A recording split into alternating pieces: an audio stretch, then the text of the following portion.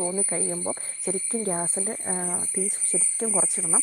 എന്നിട്ട് വേണം അത്, അല്ലെങ്കിൽ പെട്ടെന്ന് തന്നെ കരിഞ്ഞു പോകും കേട്ടോ. പെട്ടെന്ന് തന്നെ കരിഞ്ഞ് കല്ല് പോലെ ആയി പോകും. അതുകൊണ്ട് അത്രയും പേരെ നിങ്ങൾ വെയിറ്റ് ചെയ്യരുത്. നൂൽപ്പരുവായി കഴിയുമ്പോൾ ഒരു പാത്രത്തിലേക്ക് ഇട്ടിട്ട് പെട്ടെന്ന് തന്നെ നോക്കണം ഇത് തണുത്തിട്ടുണ്ടോ. തണുത്ത് കഴിയുമ്പം ഇതിൻ്റെ ഷേപ്പ് എങ്ങനെയാണെന്ന് പെട്ടെന്ന് തന്നെ നോക്കണം.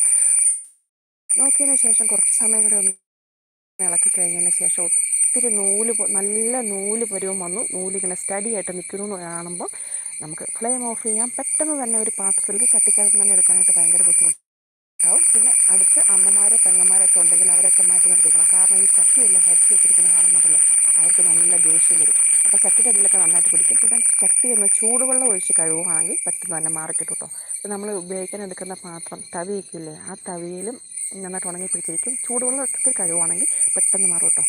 അപ്പോൾ പരിപ്പ് എപ്പോൾ ഇടണമെന്ന് ചോദിച്ചിട്ടുണ്ട്. പിന്നെ ഉണങ്ങിയതുണ്ട്. അനൂപ് എന്നെ വിളിച്ചാൽ മതി, അടുത്ത ഹൗസ് നെയിമാണ് സ്ത്രീ സദനം എന്നാണ്. ആണോ അനൂപ് എന്ന് വിളിച്ചാൽ മതി, ഹൗസ് നെയിം ആണ് ശ്രീ സദനം എന്നാണ്. ശ്രീ സദനത്തിലാണ് അനൂപിനെ. എന്നാൽ പിന്നെ ഞാൻ അനൂപെന്ന് വിളിക്കാം കേട്ടോ. പരിപ്പ് എപ്പോൾ ഇടണമെന്ന് ചോദിച്ചിട്ടുണ്ട്. പരിപ്പ് നമ്മുടെ സമയം പോലെ സൗകര്യം പോലെ ഒക്കെ ഇടാം കേട്ടോ. പരിപ്പ് വേവിച്ചും കഴിക്കാം, വേവിക്കാതെയും കഴിക്കാം. ഇന്ന് ഞാൻ രാവിലെ ഒരു ലൈവ് കണ്ടിട്ടുണ്ടല്ലോ. ഒരു ചേച്ചി ഒരു 40-45 വയസ്സ് പ്രായമുള്ള ഒരു ചേച്ചിയാണ്.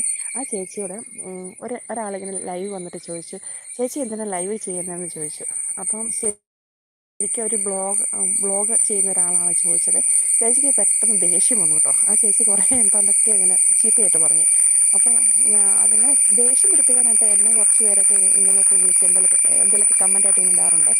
അപ്പം എനിക്കങ്ങനെ ദേഷ്യമൊന്നും വരാറില്ല. നമ്മളൊക്കെ ദേഷ്യപ്പെടുത്തുന്ന കാര്യം. അപ്പം ഞാനിങ്ങനെയുള്ള കമൻറ്റൊക്കെ വരുമ്പോൾ ഞാനിങ്ങനെ ചിരിച്ച് തള്ളി അങ്ങ് പോകുള്ളൂ കേട്ടോ.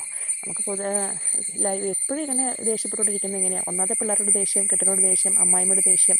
അപ്പോൾ അതിൻ്റെ ഇടയ്ക്ക് ലൈവ് വരുന്നത് നിങ്ങളോട് ദേഷ്യം കാണിച്ചാൽ എങ്ങനെയാണ്? അപ്പോൾ അതുകൊണ്ട് ഇഷ്യൂവിന് ഇഷ്ടമുള്ള സമയത്ത് പരിപ്പിടാൻ വേവിക്കാതെ ഒറ്റ കഴിക്കാട്ടോ.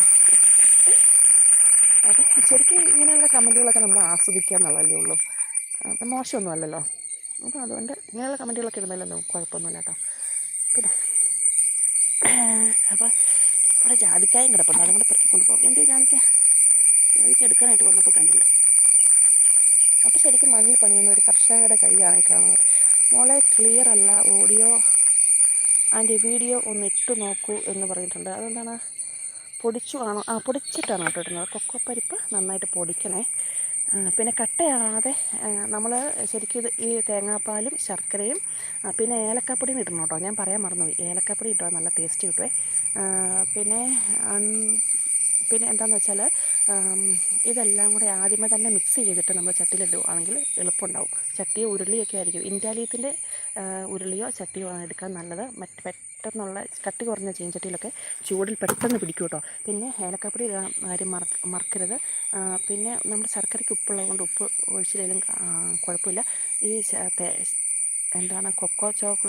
ചോക്ലേറ്റ് പൗഡർ പൊടിച്ചതും ശർക്കര പൊടിച്ചതും പിന്നെ തേങ്ങാപ്പാലും കൂടെ നന്നായിട്ട് മിക്സ് ചെയ്തതിന് ശേഷം ചട്ടിയിലിടാൻ ശ്രദ്ധിക്കണം കേട്ടോ.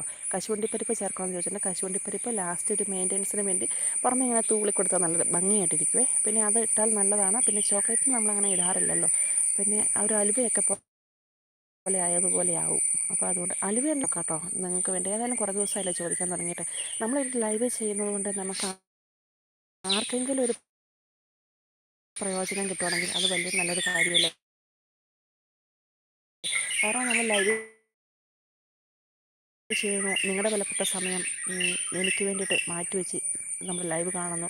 അപ്പം നമുക്ക് പ്രയോജനകരമായ എന്തെങ്കിലും ഒരു കാര്യമാണെങ്കിൽ അത് എല്ലാവർക്കും നല്ലതല്ലേ. നമ്മുടെ തോമസ് സ്കൂളിൽ സ്പോർട്സ് ഡേ ആയിരുന്നേ ഇന്നലെ എന്താണ് ജാവലിൻ ത്രോയും ഡിസ്ക് ത്രോയ്ക്കും അവൻ പങ്കെടുത്തിട്ടുണ്ടായിരുന്നേ. ഇന്ന് ഷോട്ട് പുട്ടും ഉണ്ട്. പിന്നെ 1000 മീറ്റർ നടത്തുമുണ്ട് കേട്ടോ. ഇടുക്കിയിൽ എവിടെയാണെന്ന് ചോദിച്ചാൽ നമ്മൾ ഇടുക്കിയിൽ ചേച്ചി ഞാൻ കളിയാക്കിയതല്ല കേട്ടോ എന്ന്. അയ്യോ അങ്ങനെയൊന്നും പറയല്ലേ. നമുക്ക് അങ്ങനെയുള്ള തമാശകളൊക്കെ ഭയങ്കര ഇഷ്ടമാണ്. കളിയാക്കിയതാണെന്ന് ഞാൻ പറഞ്ഞില്ലല്ലോ. അപ്പോൾ ഇങ്ങനെയുള്ളവരൊക്കെ ഇടണം, എന്നാലല്ലേ നമുക്കും എന്തെങ്കിലുമൊക്കെ പറയാനൊക്കെ കിട്ടുള്ളൂ. എന്തെങ്കിലും ക്ലിയർ ഇല്ല ഓഡിയോ. അബ്രഹാം ഷാജി വന്നിട്ടുണ്ട്. ഡാൻസിങ് അതെങ്ങനെയാണ് ഇടുന്നത്? ക്ലിയർ ഇല്ല, ഓഡിയോ ആൻഡ് വീഡിയോ ശരിയല്ല, ഒന്ന് നോക്ക്.